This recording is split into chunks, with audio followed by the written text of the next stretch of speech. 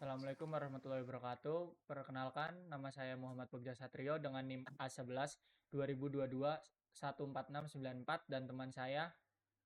Dan saya dengan nama Aji Tambayun dengan NIM A11 2022 14678. Di sini kami ingin mempresentasikan hasil jurnal yang telah kami buat dengan judul Deteksi Indikasi Fraud Korporasi menggunakan Cummins Clustering terhadap rasio keuangan dengan studi objek kasus PT Sri Rejeki Isman Tbk.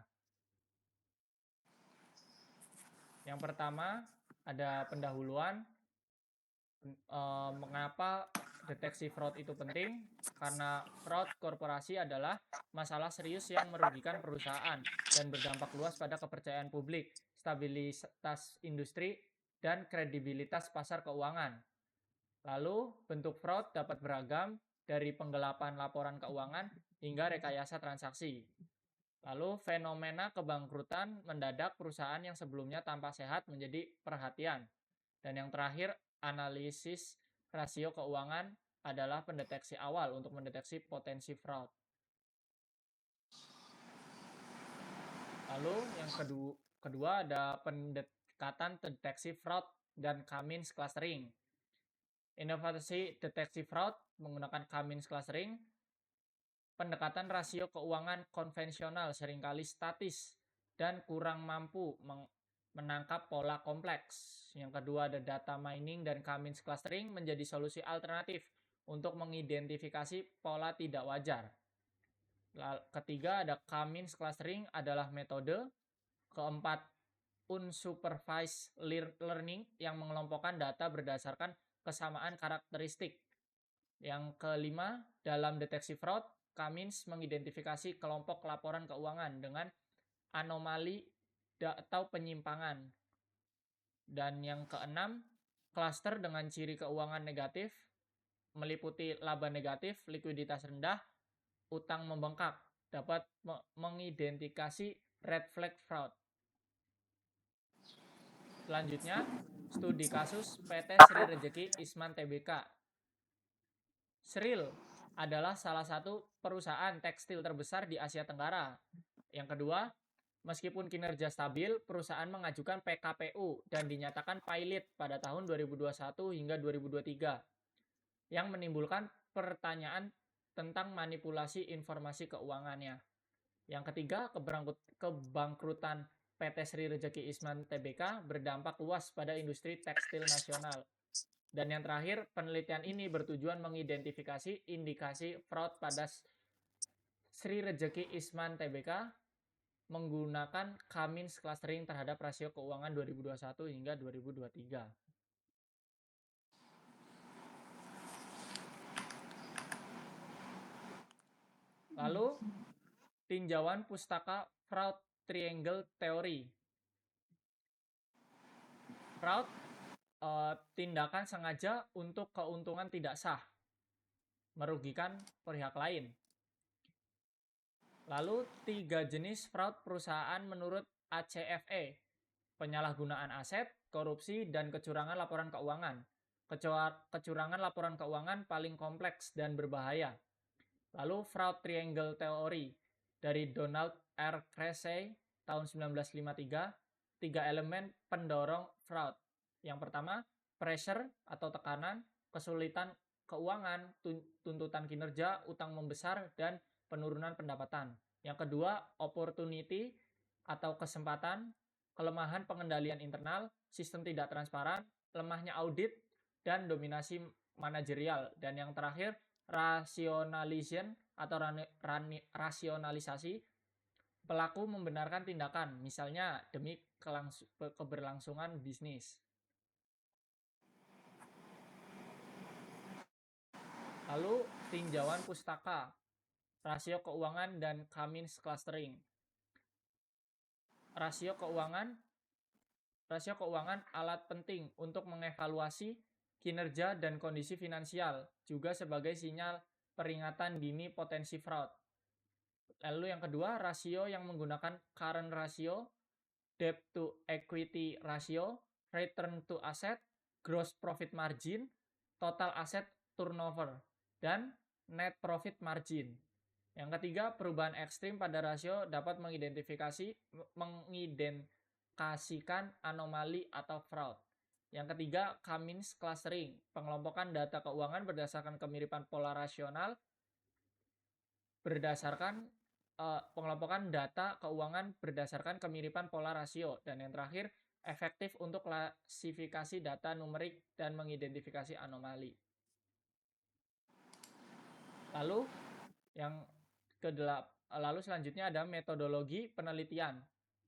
Metodologi penelitiannya menggunakan jenis penelitian kuantitatif deskriptif dengan pendekatan eksploratif data mining atau Cummins clustering.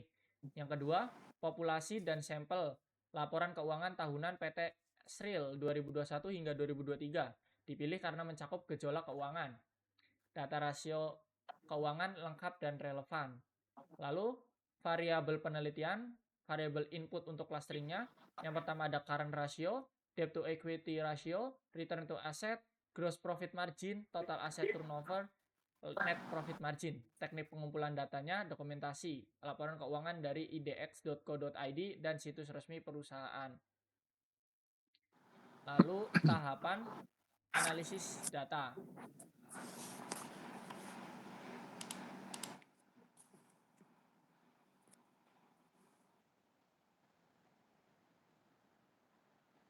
Pemrosesan data, penghitungan rasio keuangan, pembuatan dataset final, proses Cummins clustering yang menentukan jumlah klaster, inisialisasi dan literasi sentroid, evaluasi hasil clustering, interpretasi hasil, meninjau dan karakteristik rasio keuangan setiap klaster, membandingkan dengan kondisi faktual PT Sril pasca 2021, penyajian dalam tabel terdistribusi dan scatter plot. Selanjutnya akan dilanjutkan oleh teman saya.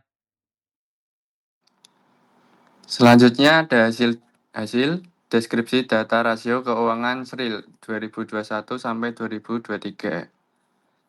Analisis menggunakan CR, DER, ROA, GPM, TATO, NPM dari laporan keuangan 2021 sampai 2023. Kedua, seluruh tahun mencatat ROA dan NPM negatif. 3. DER sangat tinggi. 4. CR rendah pada tahun 2021 dan 2023.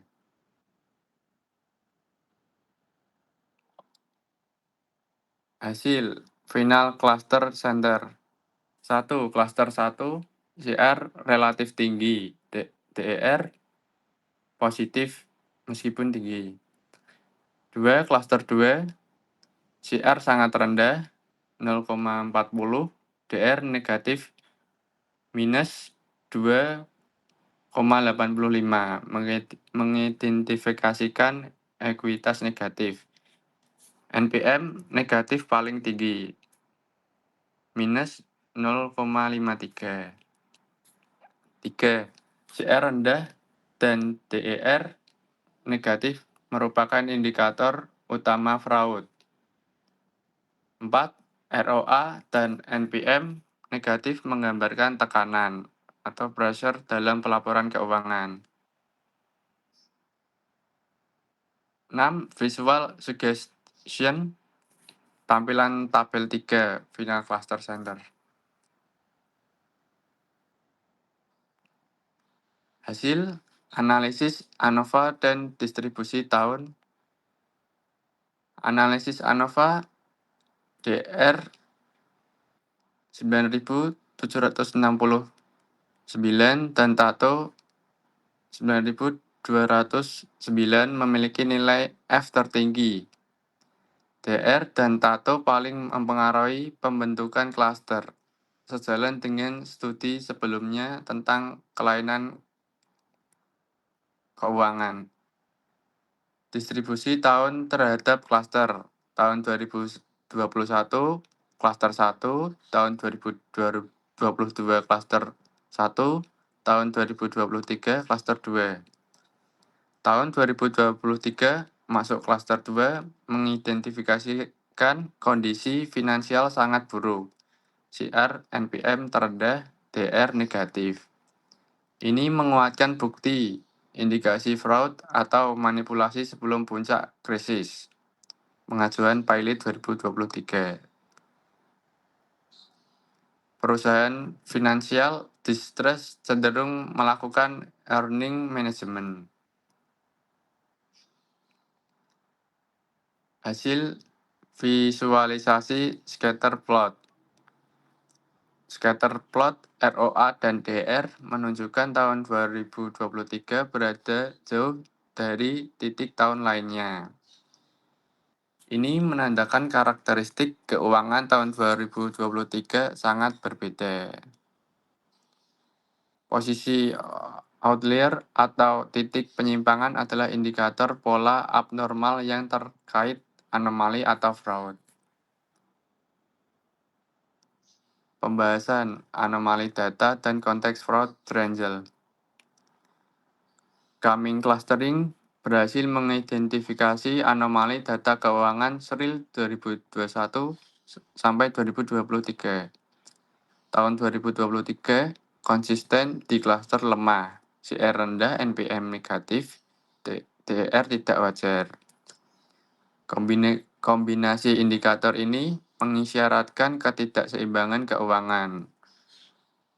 Posisi tahun 2023 sebagai outlier memperkuat dugaan anomali dan resiko fraud. Kesesuaian dengan fraud triangle. Pressure atau tekanan. Tekanan likuiditas pasca pandemi, beban utang tinggi, penurunan pendapatan. Opportunity atau kesempatan. Lemahnya pengawasan internal dan struktur tata kelola tersentralisasi. Dominasi pemilik berpotensi memanipulasi pelaporan keuangan. 3. Rasionalisasi. Manajemen mungkin membenarkan pelonggaran prinsip pelaporan demi stabilitas perusahaan atau kepercayaan investor. Perbedaan signifikan pengaku aset, liabilitas, laba bersih antara laporan tahunan dan pengajuan PKPU menimbulkan pertanyaan tentang transparansi. Kesimpulan, 1. Tahun 2023 berada dalam klaster dengan performa keuangan paling lemah, CR rendah, NPM negatif, DR ekstrim. 2. Pola ini mengidentifikasi potensi anomali atau ketidakwajaran yang merupakan indikasi awal fraud. 3. Temuan ini didukung oleh konteks faktual perusahaan, tekanan finansial pasca pandemi, tata kelola tersentralisasi, dan perbedaan data laporan keuangan dengan data restrukturasi hukum.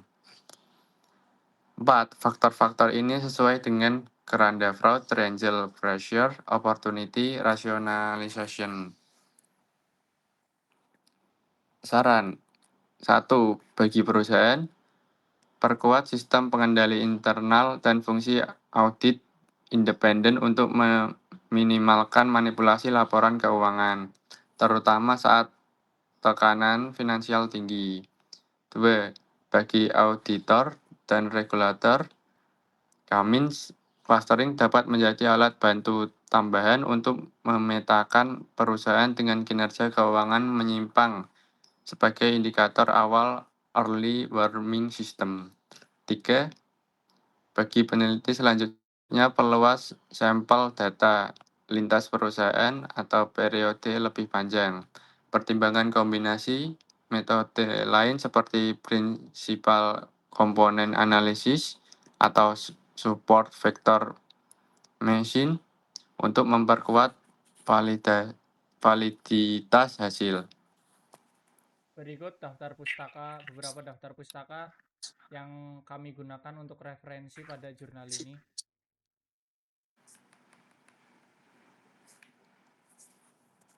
Terima kasih.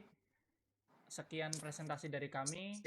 Wassalamualaikum warahmatullahi wabarakatuh.